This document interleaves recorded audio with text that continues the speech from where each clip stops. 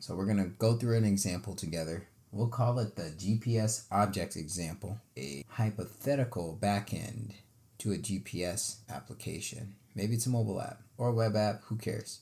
Let's go over to our lesson 6 folder and make sure we click the folder and right click it and say that you want to add a new file, or click the icon above once you've highlighted, and we'll create a file called GPS object example.js. Don't forget your .js, and remember, follow along. That's how you learn best. And so for this example, what we're going to do here is we are going to write the backend code for a GPS app.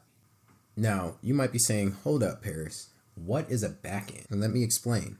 When you start to put together complete systems with your code, especially complex systems, what you're going to end up doing is probably creating things like displays. Most people refer to those in our world as interfaces or user interfaces. And so in our industry, we like to divide the code that's related to how someone might interact with your system as the front end, and everything else that happens underneath the surface as the back end. Those two tied together makes your complete system and makes a complete product. So going back to our example, if this was a GPS app, we are working on not the code that's necessarily responding to what someone is doing with the screen or with the app by gestures. Instead, we're taking information from the screen in order to do that processing underneath the surface to present that back to the screen for the screen's code to do what it needs to do to show the user where they are. So the back end will take from the front end information such as the current position, also that navigation has started, as well as the end position in order for the back end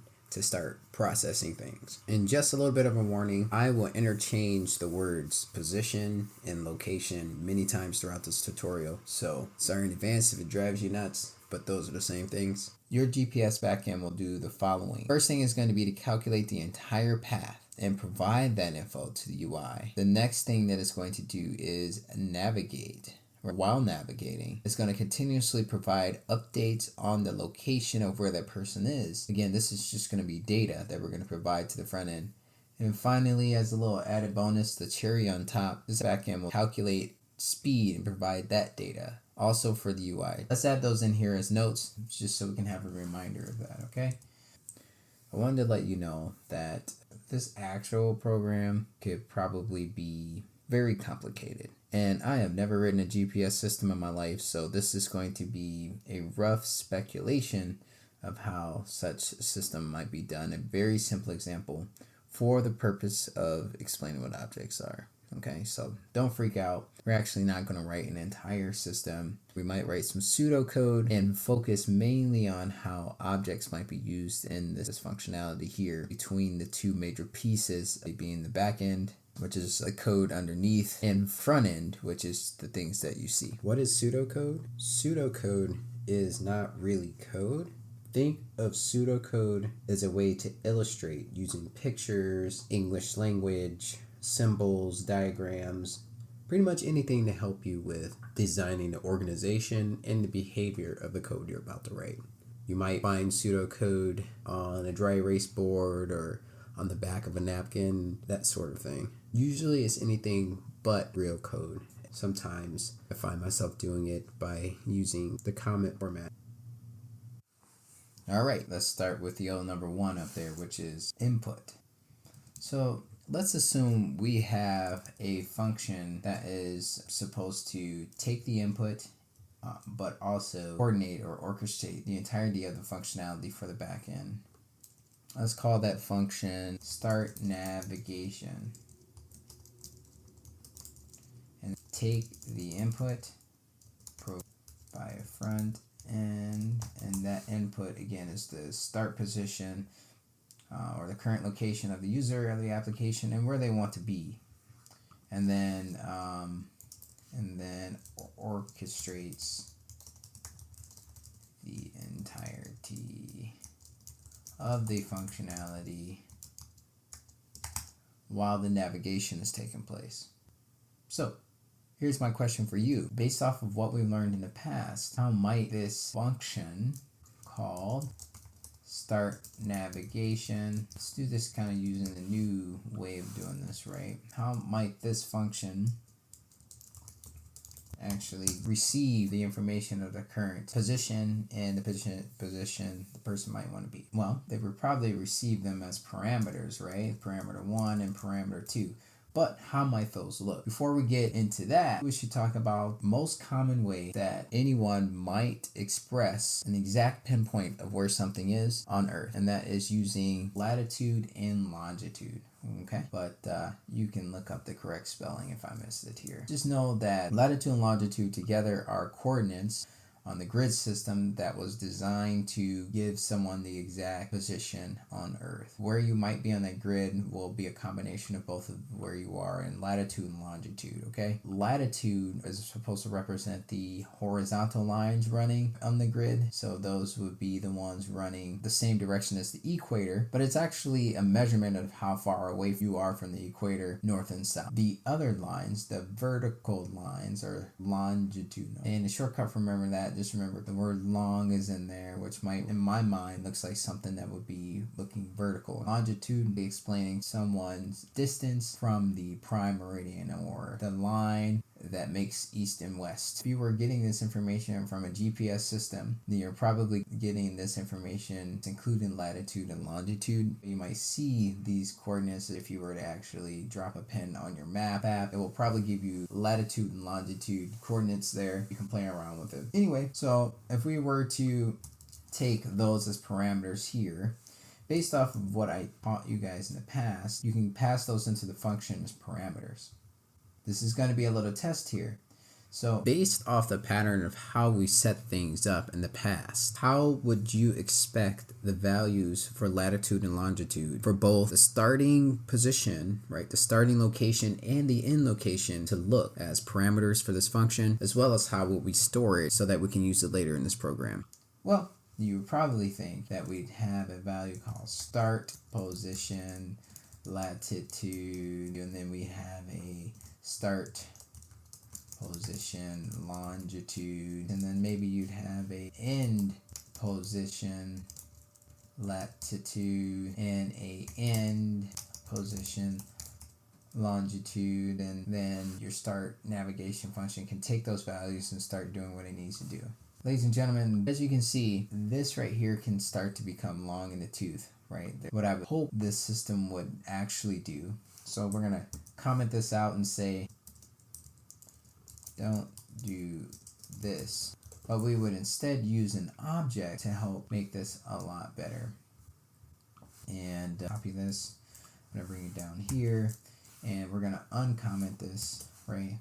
And instead of doing something that looks like this, what I would expect using objects, that we'd have two objects, and the object would be start location and desired location.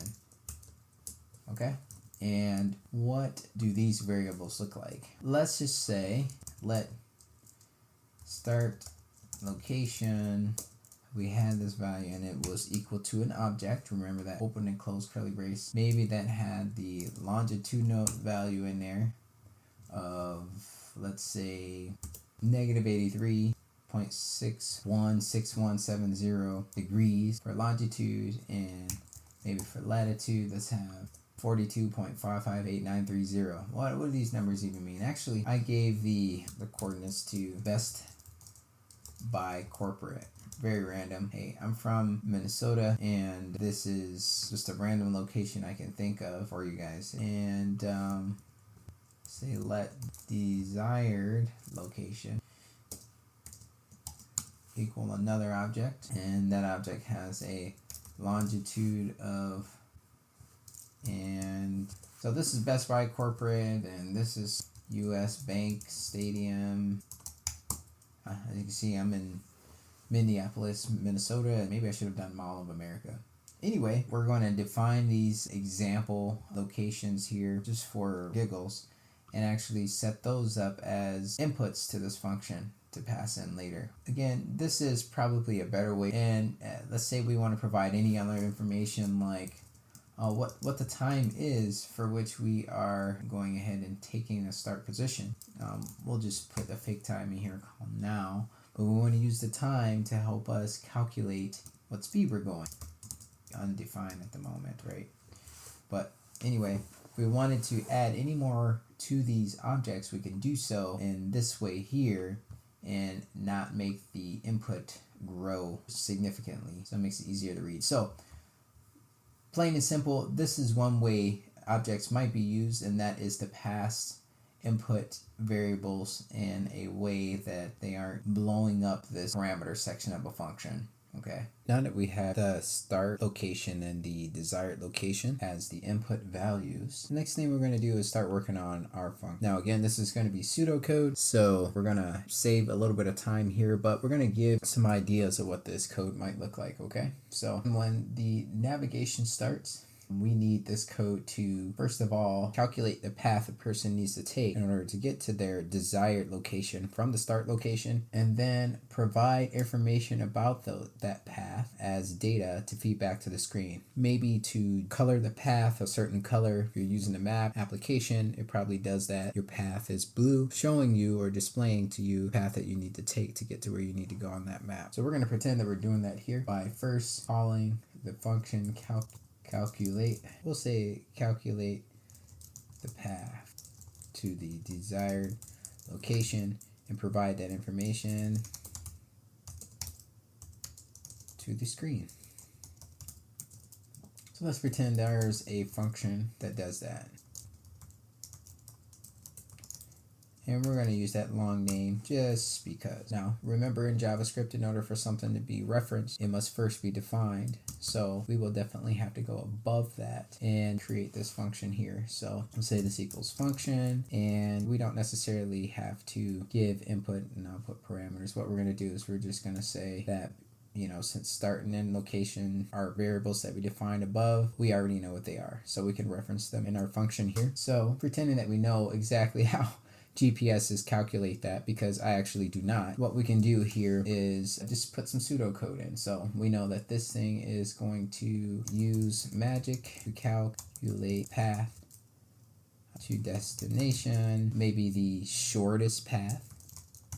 So we'll just pretend that there's code that's going to be doing that. And then it needs to provide that information to the front end, provides path information to the interface for display reasons, right? Now the question is how would this program do this? Well, we kind of talked about it before using latitude and longitude. One way you can do this is to set some variables here, maybe create a variable above, let's give it a namespace. We'll say screen. Everything that's supposed to go to the screen, we'll say screen in the front, so we can quickly see which variables belong to the screen, and we'll just say location, path, locations, or something of another. And again, the purpose of this variable is to hold all of the locations, and I created an empty array. If you guys don't remember what an array is, it's a variable or a bucket that allows you to hold multiple values in a list that you might want to reference later in the program. And again, you could actually create multiples of these objects that could or would be used to explain maybe the first location, and then maybe the second, and then maybe the third. And so basically what we could say is probably not at this point before we calculate, right?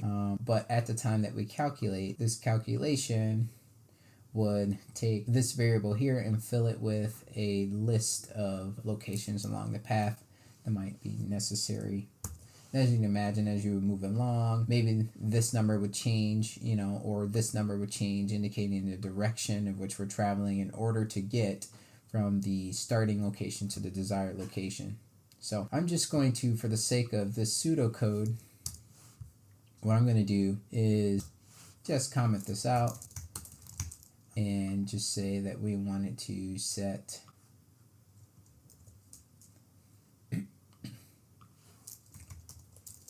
this variable to an array of location objects that looks something like this.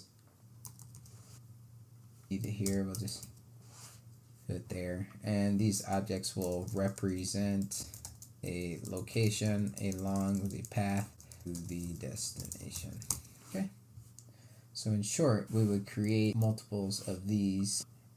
Maybe I'll just copy one more for the notes here, just for your notes, like so. So what's next? The next step is do all of the actions around navigating. So now we had our main program go ahead and calculate the desired location and set a variable here for the screen with a list of locations representing a bunch of locations along the path from the start to the end. And we did it using objects, right? Next, what we're going to do in our navigation function is we're going to do the act of navigating, right? So navigating involves doing the tasks for checking current location, resetting, calculating speed. So again, this is going to be pseudocode. So we would do that again by actually creating this navigate function before this main function. This navigate function is going to do a couple of things, right? So first of all, once we've calculated the location and we started navigation, there's a series of actions we probably need to do over and over again, basically until we reach our destination, right? And so knowing what we know, that we need something to repeat over and over again, we know that we need some type of loop. Now, we don't know how many times the program will need to actually check the state of where someone is relative to where they want to go, because we don't really know how fast our user is going. We can't really control that. So there's no definite amount of times that we need to check. We just need to check until that person reaches their destination. That lends us to only one type of looping behavior, which is the while loop. So we will use a tool from our nut and bolts called a do while, because the do while is supposed to perform an action and then check to see where the state is, right? At least once. And again, we'll check for a state that involves seeing if we're at our destination or not. So let's just say while we're not at our destination, maybe we'll say equals true. We need to create a function called, a variable called not at destination. We'll do that up above as well. Let's do that. Let's create a variable called not at destination, and let's set it to nothing here.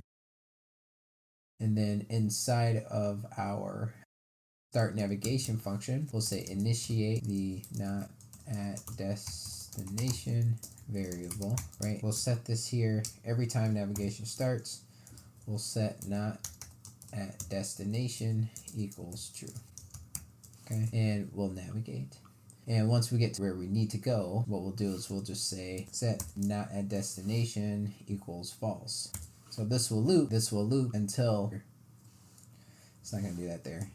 It's going to check where we are, possibly with GPS sensor and with if statement.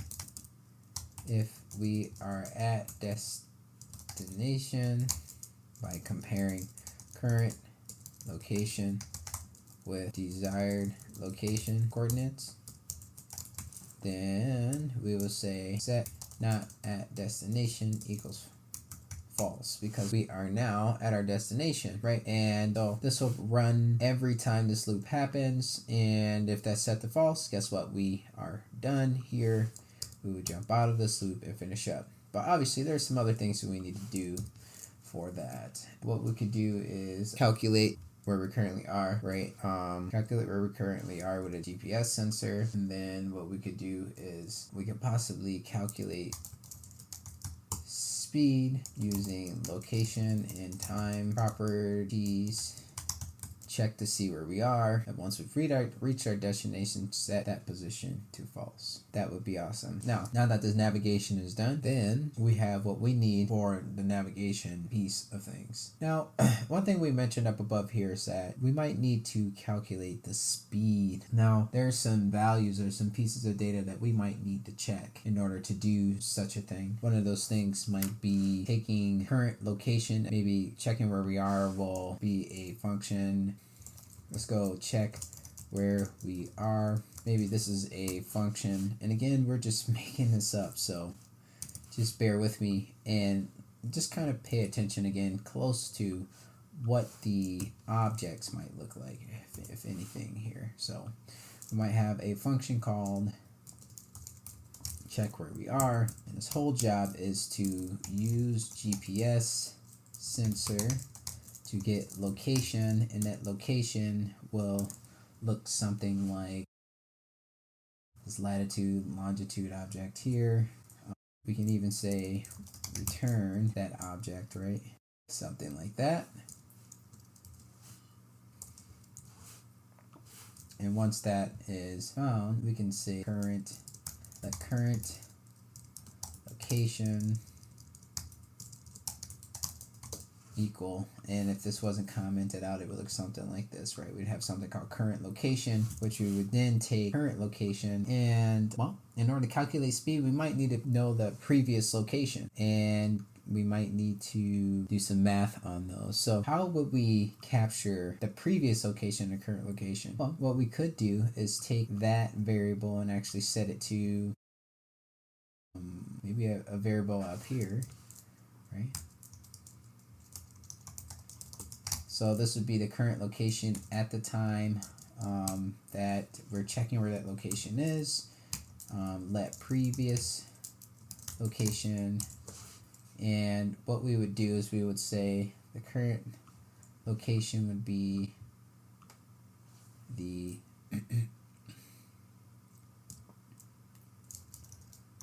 current longitude, current latitude, and finally it would be the timestamp for which we've taken this measurement. And so again, we're going to use this to push where we are here. And maybe what we could do is every time we do a check to see where we are, what we could do is we can first of all say if current location, let's say not equals empty, null, meaning that there's some value that was set to it. What we could do is, let's get rid of this let because we're now referencing a global variable, and then we can set previous location to current location before new current location calculated. Previous location equals current location. And finally, ladies and gentlemen, what we can do is we can say that we want to create a function called calculate speed. We want this miles per hour. This is a function again. We'll create a function to say calculate the speed in which we are going.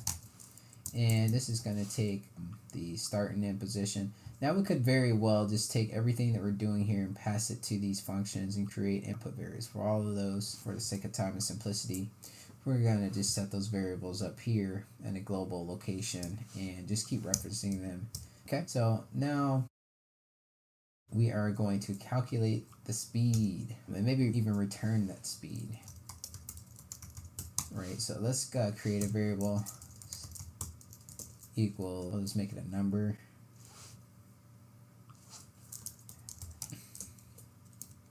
And we're going to do calculate speed using start and end, location difference, and distance, and time stamps from both.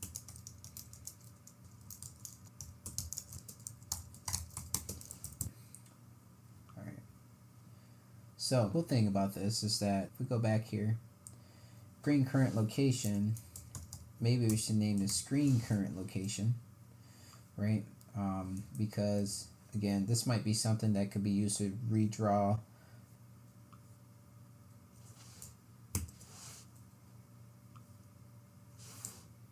we'll just go ahead and rename these.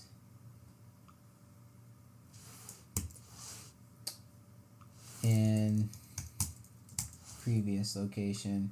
Screen previous location is only calculated here at this moment. It might be used in the code in here, possibly. Anyway, what we're going to do is we're going to go up here and set screen previous location. And finally, what we're going to do here, the last thing we're going to do in this pseudocode before we kind of wrap things up and review it is we'll just say let speed You know what? Let's do one better, right? And say let current speed screen current speed, right? And we'll set that. And I'm actually going to move that up here just to keep those all together. And we'll come back down and say, instead of returning that, we can just say screen current speed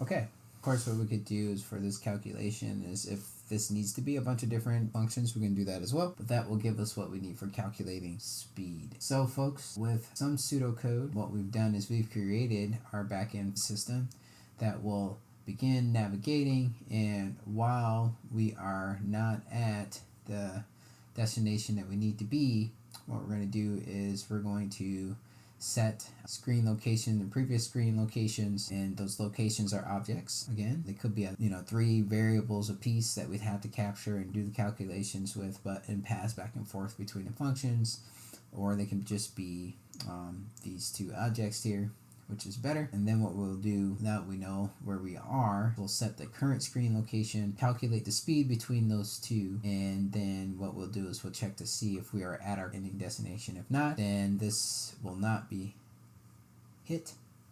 We will hit this while loop, which will begin the navigation process again. Once that navigation process is done, we'll come back here. We can tell the person that they are done navigating. That value will be set to true, right?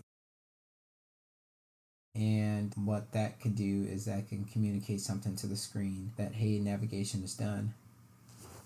Now, we've covered a lot in this example, hopefully a lot of familiar patterns. If any of this is not familiar, please take the time to, first of all, like and subscribe to the channel, but also go back and check out the previous videos in this tutorial to help you understand why we did things the way we did. But to lock things down, this example helped us understand, first of all, where we might be able to use objects instead of plain vanilla variables, and where it might be best to use just plain vanilla variables, right? And we're doing that to clean code up. But most of all, what I wanted to do at this point is start to open your mind to where we're able to start thinking about reuse and organization of things using these objects. But there are a couple other bonuses I wanted you to get. The first one is, because objects introduce us to the world of logically organizing things in our code and making it so it's easily able to be reused in other places, we can start doing things like splitting work up. So in our example, we had a front end and a back end. Those could be worked on in 2 different teams, because things like the structure of that object becomes a contract for which those 2 pieces of code can start to work together. The screen expects the object to look that way. The back end expects the object to look that way.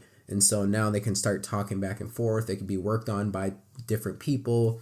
You can even bring in some code from someone else's project halfway around the world, because now you know what that object looks like. Folks, I know that this is kind of long in the tooth, but the point that I wanted to make for you here in this tutorial, when we're focusing on the Pareto principle and slicing out the noise with coding, is understanding organization and reuse will up your productivity a lot. It will make you an awesome coder. So keep that in mind as we move through. Finally, there's one other bonus that I wanted you to get from this example, and that is the use of pseudocode. Sometimes the fastest way to code is actually not to code at all. And I want you guys to understand that in your career, what you might find is if you go to coding first, you get lost in the code and you don't really understand the need that needs to be met, or you don't design things the best. Sometimes the first thing to do is to mock things up, whether it's through pseudocode or through pictures and diagrams. Maybe take that to other people and run it by them so they can tell you if maybe something might make sense in a different order, or maybe you should use this object, or maybe you should use this calculation. So remember that also, and that will give you a kick in the butt in your career.